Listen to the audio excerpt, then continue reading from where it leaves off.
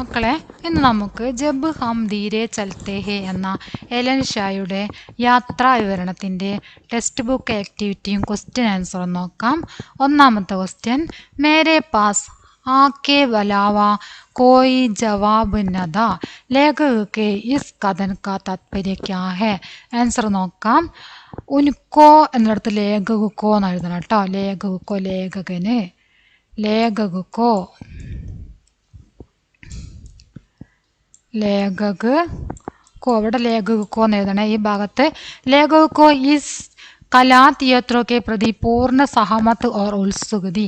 ലേഖകന് ഈ കലാ തിയേറ്ററോയെ പ്രതി വളരെയധികം ഉത്സാഹവും അതുപോലെ തന്നെ അതിനോട് താല്പര്യവും ഉണ്ടായിരുന്നു. രണ്ടാമത്തെ ചോദ്യം, അതുകൊണ്ടാണ് അദ്ദേഹം അതേ എന്ന മറുപടി മാത്രം പറഞ്ഞത്. അദ്ദേഹത്തിന് അതിൽ ആ ചിത്രകലയിൽ പങ്കെടുക്കാൻ വേണ്ടിയിട്ട് അദ്ദേഹത്തിന് താല്പര്യമായിരുന്നു. ഹമേ കഹീം പहुंचने की जल्दी नहीं थी. इस कथन में कला थिएटरों की कौन सी विशेषता प्रकट होती है. ഞങ്ങൾക്ക് എവിടെയും എത്താൻ തിടുക്കമുണ്ടായിരുന്നില്ല. ഇതിൽ കലാ തിയേറ്ററോയുടെ ഏത് ഭാവനയാണ്, വിശേഷതയാണ് പ്രകടമാകുന്നത്? इस कथन में कला थिएटरों की स्वतंत्रता और जीवन में आनंदमयी दृष्टिकोण की विशेषता എന്നാണ് വിശേഷത പ്രകടോത്തി ഹെ. ഈ അഭിപ്രായത്തിൽ കലാ തിയേറ്ററോയുടെ, കലാനാടകവേദിയുടെ സ്വാതന്ത്ര്യത്തിൻ്റെയും അതുപോലെ തന്നെ ആനന്ദകരമായിട്ടുള്ള ദൃഷ്ടികോണിൻ്റെയും കാഴ്ചപ്പാടാണ് ഇവിടെ പ്രകടമാക്കുന്നത്. അതിൻ്റെ വിശേഷതയാണ് ഇവിടെ പ്രകടമാക്കുന്നത്. മൂന്നാമത്തെ ക്വസ്റ്റ്യൻ നോക്കാം. ടെസ്സെ മസ്ന ഹുവ ഇസ് പ്രयोग का मतलब क्या है. अपने स्थान से नहीं ഈ നിന്നിടത്തുനിന്ന് അനങ്ങാതെ നിൽക്കുക, അതാണ് അതുകൊണ്ട് അർത്ഥമാക്കുന്നത്. നാലാമത്തെ ക്വസ്റ്റ്യൻ, ഉസ്കി ജഡ് ഊപ്പർ കി ജോ ഫൂലോं की तरह लग रही थी. ऐसा कोई दृश्य आपने कभी कुछ अलग तरीके से महसूस किया है. അതായത് അതിൻ്റെ വേര് മുകളിൽ നിന്നതുകൊണ്ട് തന്നെ പൂവിനെ പോലെ തോന്നി എന്ന് പറഞ്ഞല്ലോ. ഇവിടെ ചിത്രത്തിൽ എന്താ പറയുന്നത്, ഗോതമ്പ് കതിര് പറിച്ചെടുത്തപ്പോൾ അതിൻ്റെ വേര് മുകൾ ഭാഗത്തേക്കായിരുന്നു, അതുകൊണ്ട് പൂക്കളെ പോലെ തോന്നി ലേഖകനെന്ന് പറഞ്ഞു. അതുപോലെ നമുക്ക് എപ്പോഴെങ്കിലും എന്തെങ്കിലും ദൃശ്യം കണ്ടിട്ട് മറ്റെന്തിനെ പോലെയെങ്കിലും തോന്നിയിട്ടുണ്ടോ എന്നാണ് ചോദ്യം. അപ്പോൾ അവിടെ എഴുതിയത് നോക്കാം. घास की नोकों में അടുക്കി ബൂന്തേൻ തേക്കർ മോത്തിക്ക് സമാൻ ലക. ആ പുൽക്കൊടിയുടെ മുകളിൽ, പുൽക്കൊടിയുടെ അഗ്രഭാഗത്ത് ഇങ്ങനെ തങ്ങി നിൽക്കുന്ന വെള്ളത്തുള്ളി കണ്ടപ്പോൾ മുത്തുപോലെ തോന്നി, മുത്തുപോലെ തോന്നി. അതാണ് ഒരു തോന്നൽ എഴുതിയത്. ഇനി നമുക്ക് അടുത്ത ക്വസ്റ്റ്യൻ നോക്കാം. बालकनी में गड़ी महिला के लिए मैथ्यू ने वहीं गड़े होकर परफॉर्म किया. यहाँ मैथ्यू का कौन सा मनोभाव प्रकट होता है. ബാൽക്കണിയിൽ നിൽക്കുന്ന മഹിളയ്ക്ക് വേണ്ടിയിട്ട്, ആ യുവതിക്ക് വേണ്ടിയിട്ട് മാത്യു അവിടെ തന്നെ നിന്നുകൊണ്ട് പെർഫോം ചെയ്തു. ഇതിൽ മാത്യുവിൻ്റെ എന്ത് മനോഭാവമാണ് പ്രകടമാകുന്നത് എന്നാണ് ചോദ്യം. യഹാ മാത്യു കാ സംവേദനശീലത और പരോപകാരിത കാ മനോഭാവ പ്രകട होता है. ഇവിടെ മാത്യുവിൻ്റെ സംവേദനശീലതയും അതുപോലെ തന്നെ പരോപകാരിതയുമാണ്, ആ മനോഭാവമാണ് ഇവിടെ പരോപകാര മനസ്സ്, അതാണ് ഇവിടെ പ്രകടമാകുന്നത്. അടുത്ത ക്വസ്റ്റ്യൻ, अचानक लगा जैसे हम किसी धागे से बंधे हुए हैं. यह कला की कौन सी विशेषता प्रकट होती है.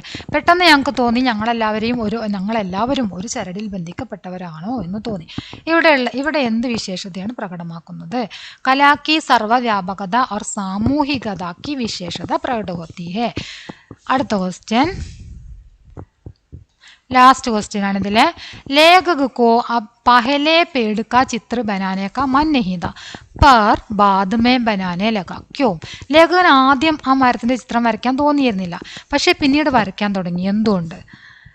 ക്യോം കി, ഇവിടെ ഈ കീ എന്നുള്ളതിൻ്റെ അപ്പുറത്ത് ക്യോം കൂടെ എഴുതിയാൽ മതി കേട്ടോ. ക്യോം കി വഹ് പേട് ഉസ് ജഗഹ് കെ മാലികിനെ എൽഫി കി യാദ് മേ ലഗായാ था. എന്തുകൊണ്ടെന്നാൽ ആ മരം ആ സ്ഥലത്തിൻ്റെ യജമാനൻ എൽഫിയുടെ ഓർമ്മയ്ക്ക് വേണ്ടി പിടിപ്പിച്ച് നട്ടതായിരുന്നു, ഓർമ്മയ്ക്ക് വേണ്ടി ഉണ്ടാക്കിയതായിരുന്നു. അതുകൊണ്ടാണ് ആ ചിത്രം വരയ്ക്കാൻ വേണ്ടി തോന്നിയത്.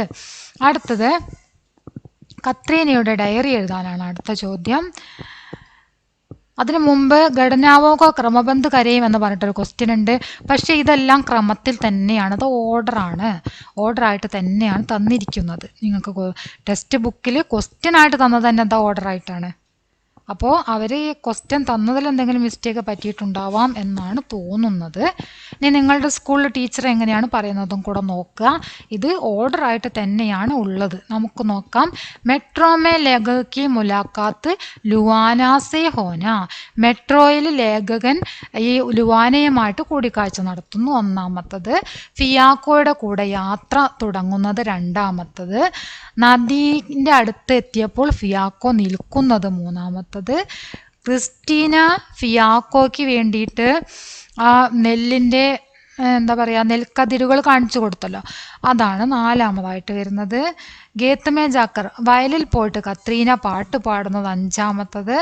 ബാൽക്കണി പർ ഗഡി മഹിള കേലിയെ മാത്യു, ബാൽക്കണിയിൽ നിൽക്കുന്ന മഹിളയ്ക്ക് വേണ്ടി മാത്യു പെർഫോം ചെയ്യുന്നു, ആറാമത്തത്.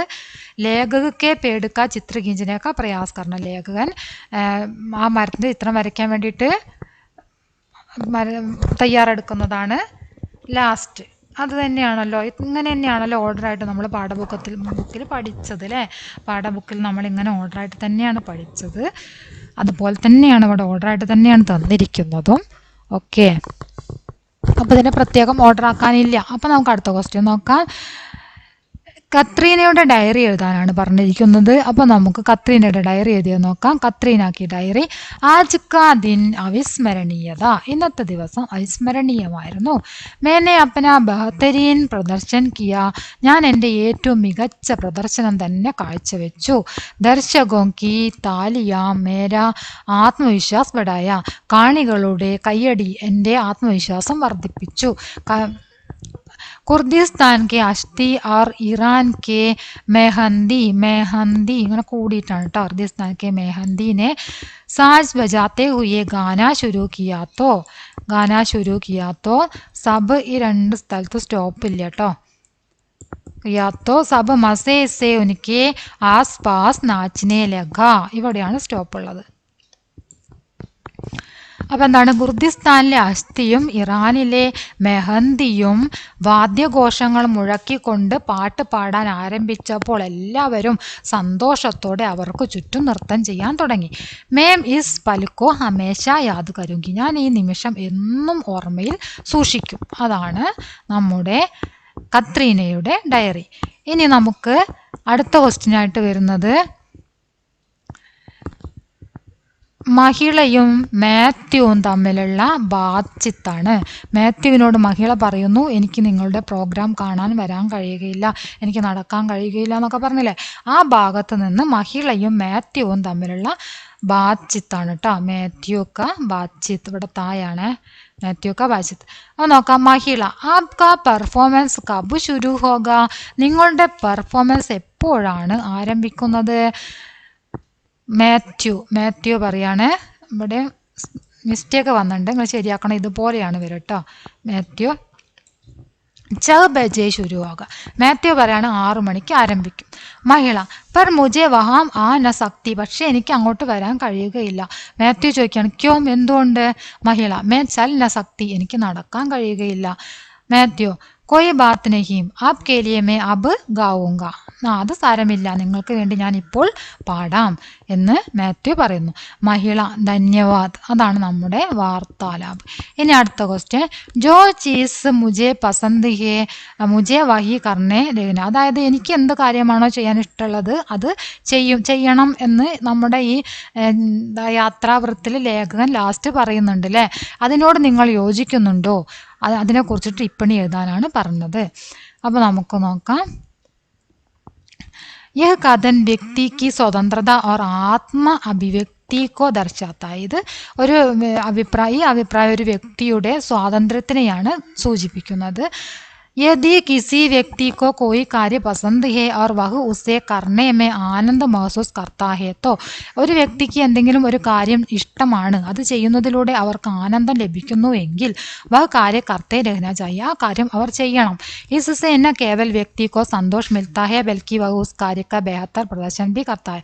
അതിലൂടെ അവർക്ക് സന്തോഷം ലഭിക്കുക മാത്രമല്ല, അവരുടെ ആ പ്രവർത്തനം എന്തായിരുന്നാലും അതിനെ ഒന്നുകൂടെ മികച്ചതാക്കാൻ കൂടി സാധിക്കുന്നുണ്ട്. हालांकि यह भी महत्वपूर्ण है कि पसंद किया जाने वाला कार्य നൈതികോ. പക്ഷേ അതിൽ ഇങ്ങനെ ഒരു പ്രാധാന്യം കൂടെ നമ്മൾ കൊടുക്കണം. നമ്മൾക്ക് ഇഷ്ടമുള്ള കാര്യം എന്ന് പറയുന്നത് ജാനേവാല കാര്യം നൈതിക് അവർ നുക്സാൻ, അത് മറ്റുള്ളവർക്ക് നഷ്ടപ്പെടുത്തുന്നതോ നിയമവിരുദ്ധമോ ഒന്നും ആകരുത്, നല്ല കാര്യമായിരിക്കണം എന്നാണ് പറഞ്ഞത്. യദി പസന്ത് കിയാ ജാനേവാല കാര്യ നകാരാത്മക യാ ഹാനികാരക ഹേത്തോ, അതായത് നമുക്കിഷ്ടമുണ്ട് എന്ന് പറയുന്ന കാര്യം ഹാനികാരകമായിട്ടുള്ള ചീത്ത കാര്യമാണ് എന്നുണ്ടെങ്കിൽ ഉസ്പർ പുനർവിചാർ കർണ ആവശ്യകത, അതിനെ വീണ്ടും ഒരു പുനർവിചാരണം നടത്തുന്നത് വളരെ അത്യാവശ്യമാണ്. അതാണ് നമ്മൾ എഴുതിയിരിക്കുന്ന ടിപ്പണി. ഇനി നമുക്ക് അടുത്ത ലാസ്റ്റ് ക്വസ്റ്റ്യൻ നോക്കാം. പ്രകൃതി ഓർ കലാക്കെ ബീച്ച് അഭിന്ന സംബന്ധ ഹേ, ഈ വിഷയത്തിൽ ഒരു ലേഖനം തയ്യാറാക്കാനാണ് പറഞ്ഞിരിക്കുന്നത്. നോക്കാം. പ്രകൃതി ഓർ കലാക്ക ഗഹര റിശ്ത ഹേ, പ്രകൃതിയും കലയും തമ്മിൽ ആഴത്തിലുള്ള ബന്ധമാണ് ഉള്ളത്. ജയ്സെ ദോ ദോസ്ത്, അതായത് രണ്ട് സുഹൃത്തുക്കളെ പോലെ. കലാകാർ ജബ് ബി कोई नई चीज़ बनाते हैं वे अक्सर प्रकृति को देखते हैं. पहाड़ों की ऊंचाई, नदियों का बहना, पेड़ों का लगे फल और फूल, ये सब कलाकारों को अपनी कला के लिए नए विचार देते हैं. കലാകാരന്മാർ പുതിയ എന്തെങ്കിലും സൃഷ്ടിക്കുമ്പോഴെല്ലാം അവർ പലപ്പോഴും പ്രകൃതിയെ നോക്കുന്നു. പർവ്വതങ്ങളുടെ ഉയരം, നദികളുടെ ഒഴുക്ക്, മരങ്ങളിലെ പഴങ്ങൾ, പൂക്കൾ, ഇതെല്ലാം കലാകാരന്മാർ അവരുടെ കലയ്ക്ക് പുതിയ ആശയങ്ങൾ നൽകുന്നു. ജൈസെ അഗർ कोई पेंटिंग बना रहा है तो वह बादलों के रंग से सीखता है या एक फूल की बनावट से. यह कला हमें बता, कला और प्रकृति एक दूसरे से जुड़ी हुई है. कला हमें प्रकृति की सुंदरता दिखाती है और प्रकृति कला के लिए सबसे अच्छी गुरु है. वे दोनों एक दूसरे से बिना अधूरे हैं. അതായത് ഒരു ചിത്രകാരൻ ഒരു ചിത്രം വരയ്ക്കുകയാണെങ്കിൽ അയാൾ മേഘങ്ങളുടെ നിറത്തിൽ നിന്നോ അല്ലെങ്കിൽ ഒരു പൂവിൻ്റെ ഘടനയിൽ നിന്നോ പഠിക്കുന്നു. കലയും പ്രകൃതിയും പരസ്പരം ബന്ധപ്പെട്ടിരിക്കുന്നു. കല പ്രകൃതിയുടെ സൗന്ദര്യം നമുക്ക് കാണിച്ചു തരുന്നു. പ്രകൃതിയാണ് കലയുടെ ഏറ്റവും നല്ല അധ്യാപകൻ. പരസ്പരം അവർ രണ്ടുപേരും കൂട്ടത്തിലല്ലാതെ അതിനൊരു പൂർണ്ണത ഉണ്ടാകുന്നില്ല.